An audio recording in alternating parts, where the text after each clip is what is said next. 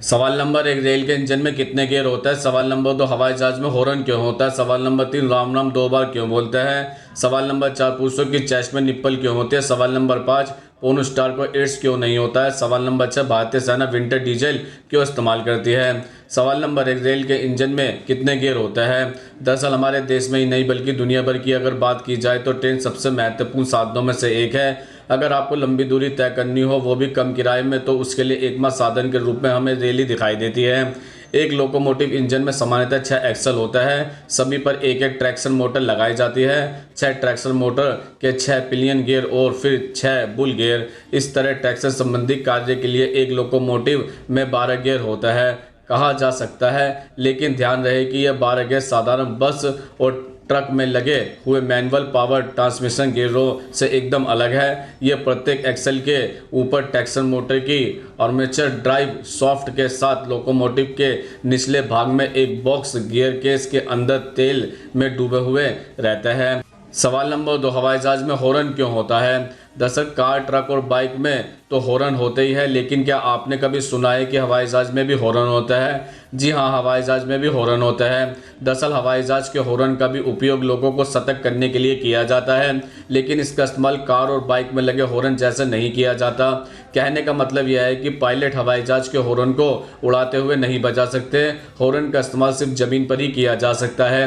बहरहाल हवाई जहाज में दिए गए हॉर्न का इस्तेमाल ग्राउंड इंजीनियर और स्टाफ से संपर्क साधने और उन्हें किसी खतरे से सावधान करने के लिए किया जाता है। यदि उड़ान से पहले हवाई जहाज में कोई खराबी आ जाए या आपातकाल की स्थिति हो तो जहाज के अंदर बैठे पायलट या इंजीनियर इस हॉर्न को बजाकर ग्राउंड इंजीनियर को सतर्क करता है। इस हॉर्न का बटन प्लेन के कॉकपिट पर होता है। यह कॉकपिट के कंट्रोल में अन्य बटनों की तरह ही होता है, जिसके कारण इसे ढूंढना मुश्किल होता है। इस बटन के ऊपर GND लिखा होता है।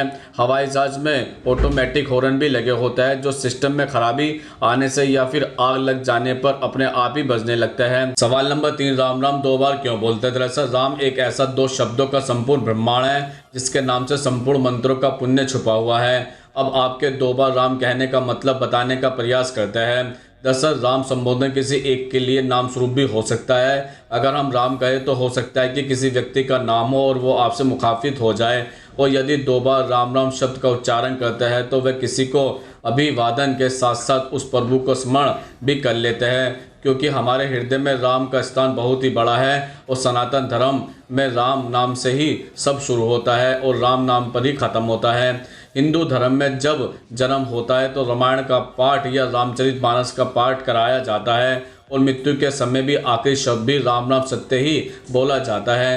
हिंदू धर्म में 108 जाप का एक सिद्धांत है और अगर आप राम को अंकों के हिसाब से जोड़ते हैं तो राम 54 अंक का जोड़ होता है और 2 बार राम राम बोलने से 108 बार का पुण्य प्राप्त होता है। सवाल नंबर 4, पुरुषों की चेस्ट में निप्पल क्यों होते हैं? दरअसल पुरुषों और स्तनधारी जीवों की नर प्रजाति में भी निप्पल पाए जाते हैं, जबकि न तो उनके दूध बनता है न ही वो अपने बच्चों को स्तनपान करवाते हैं। गर्भ में विकास के पहले 4 हफ्तों के दौरान माना जाता है कि गर्भ में मानव भ्रूण का आनुवंशिक और एक ब्लूप्रिंट तैयार होता है। सामान्यतः गर्भ में सबसे पहले महिला भ्रूण तैयार होता है, चाहे वह कोई लिंग हो, लेकिन शुरुआत के 4 हफ्तों का गर्भ एक महिला भ्रूण की तरह ही विकसित होता है।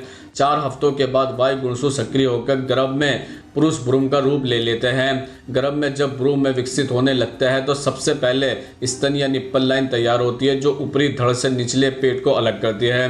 दरअसल कई शोधों ने बताया है कि यह दूध रेखा, जिसे कि मिल्क लाइन भी कहा जाता है, यह XX और XY गुणसूत्र के विभाजन से पहले ही बन जाती है। गर्भ में टेस्टोस्टेरोन की मौजूदगी दूध की रेखाएं और स्तन के ऊतकों के कम करने के लिए भ्रूण के शरीर को चक्कर लगाती है। इस वजह से पुरुषों के निप्पल की साइज तुलनात्मक कम होती है।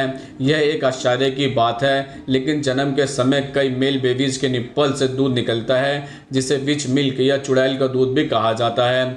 स्तन में दूध बनाने वाले हार्मोन को प्रोलेक्टिन कहते हैं, जो मां के नाल से बच्चे को जाती है और इस वजह से बच्चों में लैट्रिंग होती है। असल एक रिसर्च के अनुसार इंसान का जब जन्म होता है तो उसके 2 या 2 से अधिक निप्पल होते हैं। यह पुरुषों महिलाओं में समान होता है।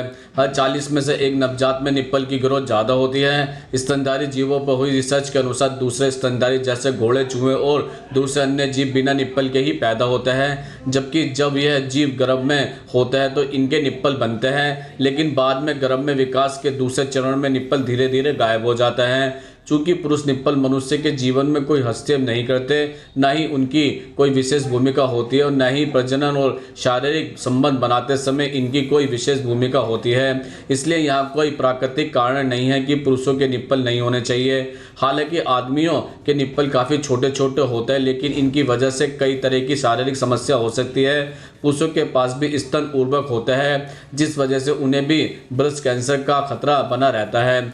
सवाल नंबर 5, पोर्न स्टार को एड्स क्यों नहीं होता है? दरअसल आज के वर्तमान समय में पोर्न स्टार की मांग बढ़ रही है और इसका बाजार धीरे धीरे बढ़ता जा रहा है, लेकिन आपने कभी सोचा है कि पोर्न स्टार को एचआईवी या एड्स की समस्या क्यों नहीं होती है? आखिर जो लोग कई लोगों के साथ सेक्स करते हैं लेकिन उनके शरीर में एचआईवी का वायरस क्यों नहीं फैलता है? आज इसी विषय में जानने की कोशिश करेंगे, उन कारणों के बारे में जिन कारणों की वजह से पोर्न स्टार को एचआईवी की समस्या नहीं होती है। दरअसल आपको बता दें कि 1980 के दशक में कई पोर्न स्टार की एड्स की वजह से मौत हो गई थी, जिसके बाद अब उनकी सेहत को लेकर कड़े नियम बना दिए गए हैं ताकि किसी को दोबारा एचआईवी या एड्स की समस्या ना हो। डेली मेल में प्रकाशित एक खबर के अनुसार पोर्न इंडस्ट्री से जुड़े हर शख्स के लिए एक गाइडलाइन जारी की गई है, जिसका पालन करके वह खुद को यौन संबंधों की वजह से होने वाली बीमारियों से बचा सकते हैं। इसके अलावा हर महीने औसतन 2 बार पोर्न स्टार्स की जांच भी होती है। हर फिल्म में शूटिंग से पहले एक्ट्रेस का एचआईवी टेस्ट कराया जाता है ताकि उनके हेल्थ का पूरा ख्याल रखा जा सके। दरअसल यौन संबंधित बीमारियों को लेकर जितना ज्ञान डॉक्टर के पास होता है उससे कहीं ज़्यादा पोर्न स्टार को इसकी जानकारी होती है। न सिर्फ सेहत बल्कि करियर की वजह से भी पोर्न स्टार इस मामले में काफ़ी सजग होता है और हर सप्ताह अपने शरीर का चेकअप कराता है। जब भी किसी पोर्न फिल्म की शूटिंग होती है तो स्टूडियो में कुछ खास तरह के डॉक्टरों को बुलाया जाता है। इनका काम एक्टर्स को उत्तेजित करना होता है ताकि वह अच्छी परफॉर्मेंस दे सके। ऐसे एक्टर्स डॉक्टरों को प्लाविन भी कहा जाता है।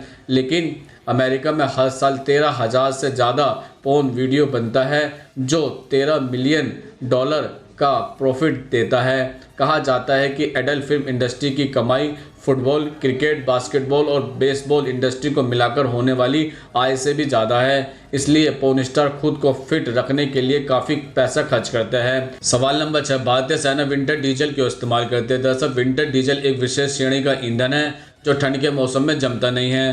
विंटर डीजल की चिपचिपाहट को कम करने के लिए इसमें फ्यूल एडिटिव्स का उपयोग किया जाता है। वाहनों के माइलेज की समस्या, डीजल या पेट्रोल इस्तेमाल करने से वाहनों के फ्यूल इंजेक्शन पर कार्बन का जम जाना इत्यादि का समाधान के तौर पर भी फ्यूल एडिटिव्स का उपयोग किया जाता है। दरअसल विंटर डीजल इस समस्या से निपटने में कारगर साबित होता है क्योंकि -30 डिग्री सेल्सियस से भी कम तापमान पर इसका उपयोग कर पाना संभव है। इस डीजल में सल्फर की मात्रा भी कम रहती है जो इंजनों को बेहतर प्रदर्शन करने में मदद करती है। विशेषज्ञों के अनुसार इस डीजल की सीटेन रेटिंग भी काफ़ी उच्च है। सीटेन रेटिंग डीजल की दहन गति और इग्निशन के लिए आवश्यक संपीड़न का सूचक होता है। कई बार डीजल को जमने से रोकने के लिए लोगों द्वारा इसमें केरोसिन मिलाकर इसका इस्तेमाल किया जाता है जो वायु प्रदूषण की समस्या को बढ़ावा देता है। दरअसल वर्तमान समय में जब चीन भारत के बीच लद्दाख क्षेत्र में तनाव का माहौल बना हुआ है, ऐसी स्थिति में सेना को विंटर डीजल की आपूर्ति सामरिक मोर्चे पर भारतीय सेना की स्थिति को मजबूत प्रदान करेगी। यह डीजल लद्दाख एवं अन्य दुर्गम पहाड़ी क्षेत्रों में सेना के साथ साथ आम लोगों के लिए भी उपयोगी साबित होगा। इससे सर्दियों के मौसम में भी पर्यटक को भी बढ़ावा मिलेगा। तो दोस्तों, आज हमने आपके द्वारा पूछे जाने वाले प्रश्नों का उत्तर देने की पूरी कोशिश की है। अगर आप भी हमसे कोई प्रश्न पूछना चाहता है तो कमेंट्स बॉक्स में लिखकर पूछ सकते हैं, हम उसका उत्तर देने की पूरी कोशिश करेंगे। अगर ये वीडियो आपको पसंद आई हो तो उसको लाइक करें, कमेंट्स करें, ज़्यादा से ज़्यादा शेयर करें और हमारे चैनल को सब्सक्राइब जरूर करें। नमस्कार दोस्तों।